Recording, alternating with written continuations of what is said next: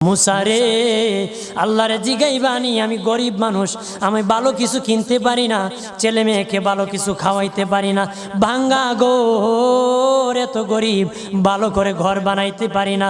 আল্লাহরে জিগাইবানি কি করলে আমার উন্নতি হবে, ধনী হব, টাকা পয়সা হবে। আল্লাহরে জিগাইবানি। আল্লাহ মুসা নবী কই ঠিক আছে, আল্লাহরে জিগাইব তুমি কেমনে ধনী হইবা। আল্লাহ নবী মুসা নবী তিন রাস্তার মোড়ে যা দেখে একটা লোক বসে আছে, তার দুই হাত নাই, দুই পা নাই, দুই হাত নাই, দুই পা নাই।